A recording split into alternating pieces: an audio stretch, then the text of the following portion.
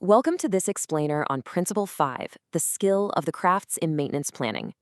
Today, we're going to challenge the traditional top-down approach to maintenance work planning. We're exploring a fundamental shift in operational philosophy, one that really asks how we can stop micromanaging and start truly empowering our frontline technicians to do what they do best.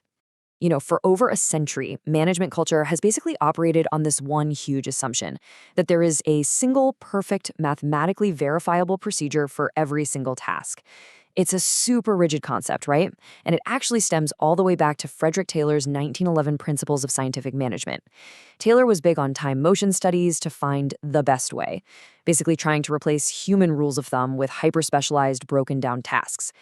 But in the incredibly complex and constantly changing environment of modern industrial maintenance, we really have to ask ourselves, does this relentless pursuit of the perfect procedure actually hold us back? Let's dive into this with what the source material calls the Taylorite pendulum.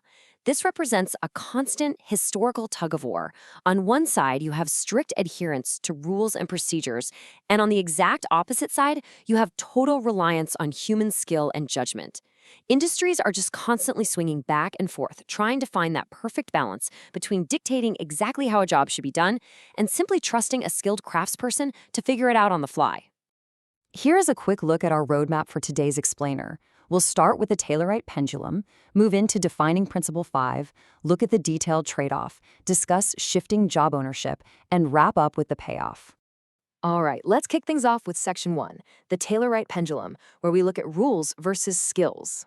So it's really important to acknowledge that strict procedures absolutely have their place. They're undeniably vital in certain contexts. Take the U.S. Navy submarine program, for example. They drastically reduced equipment failures by moving to highly detailed, procedures-based maintenance for their critical safety systems. Or think about a race car pit stop. That's a task repeated with such frequency and precision that stripping away even a fraction of a second is literally the difference between winning and losing. In those specific cases, rules absolutely rule. But here's the reality check for the rest of us. The vast majority of daily plant maintenance tasks are not race car pit stops. They aren't repeated multiple times a day with zero variation. They're incredibly dynamic, and they require fluid, on-the-spot human judgment. And that perfectly tees up Section 2, defining Principle 5. This brings us to a core operational methodology that bridges this gap. This brings us right to the heart of the matter. Principle 5, recognizing the skill of the craft.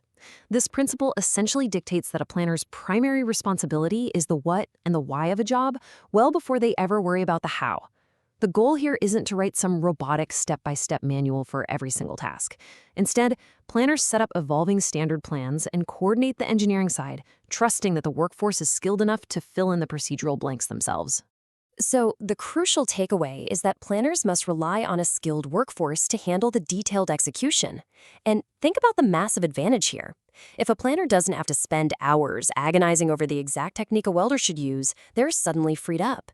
By keeping the initial detail to a minimum, planners can actually develop a general strategy for nearly every single job in the plant, rather than getting bogged down over planning just a tiny handful of them. And because technicians are constantly giving feedback, those plans organically evolve and improve over time anyway. But, and this is a big but, providing the why is absolutely non-negotiable. Consider this real example from the source text. A planner was reviewing a history file and saw that a specific faulty valve needed to be entirely replaced because all the past patching attempts had completely failed. Okay, so the planner puts the replacement order on the job plan, but they omitted the why. They totally left out the history. Well, the technician gets out to the field, looks at the valve, and decides to just patch it, literally writing on the work order, "I saved the company money by repairing the valve instead of replacing it." Because that technician didn't know the why, they made a really poor field decision. It just proves that context is just as critical as craft skill. Moving right along to Section 3, the detailed trade-off, let's look at the math here and see how this builds into an undeniable productivity strategy.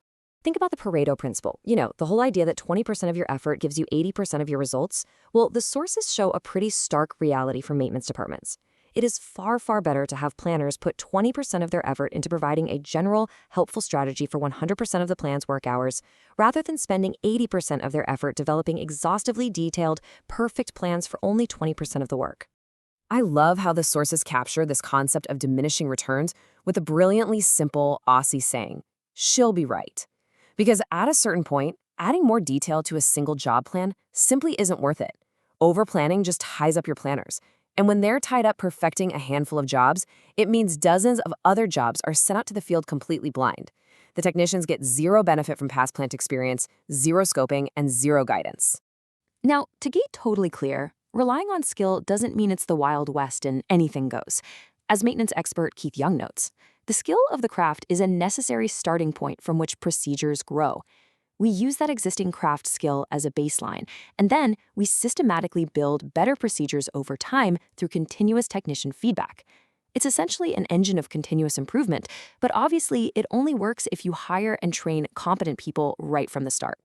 Which brings us to a major crossroads in Section 4, shifting job ownership. Once a work order is actually generated, who really owns the execution? There are two very distinct schools of thought here.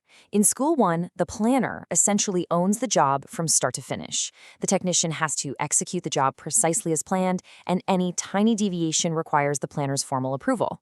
But in School 2, which is the methodology strongly recommended by our sources, the ownership shifts. The planner owns the job during the planning phase, sure, but the very moment that work order hits the field, the technician takes full ownership. To really understand the absurdity of that first school of thought, where strict rules completely override on-the-ground judgment, the text shares this wild story about a Vancouver floatplane operator. A tourist wanted to take a whale-watching flight, but the operator cited a strict company rule. Flights require a minimum of 2 passengers to be economical. The tourist, who was alone, actually offered to pay for 2 tickets just to take the flight, but the operator turned the tourist down. Why? Simply because the rigid rules said 2 passengers. They completely bypassed human common sense and lost the company perfectly good revenue. And that is exactly what happens when you remove operator judgment. So the ideal flow is designed to avoid that rigid trop entirely. It looks like this. First, the planner scopes the field and reviews the history file. Second, the planner provides a really valuable head start. It's a strategy, not a straitjacket. And third, the technician takes full ownership. Look, planners don't have perfect information. They're essentially making an educated guess based on files. The technician in the field is the one who actually has the intimacy with the on-the-ground conditions, and they absolutely need the freedom to adjust the plan to get the job done right. All right, let's bring it all home with Section 5, the payoff. Let's look at the actual measurable, real-world impact of making this philosophical shift. Notice the massive spike on this planned coverage chart. Planned coverage is just the percentage of all work hours spent on planned jobs. This specific company was stuck. Their crews were spending only about 45% of their time on planned work. But by deliberately changing their approach, intentionally putting less detail into the initial plans, and depending on craft skills, their planned coverage skyrocketed to around 65%. Ultimately, this whole shift sets off an incredible domino effect of positive outcomes. Planners can cover way more ground because they aren't bogged down in the minutia. Technicians actually report much higher job satisfaction because they feel empowered and respected, rather than insulted by excessive micromanagement. The job plans organically improve over time, thanks to a continuous feedback loop. And as a direct result, overall plant control and labor productivity absolutely soar.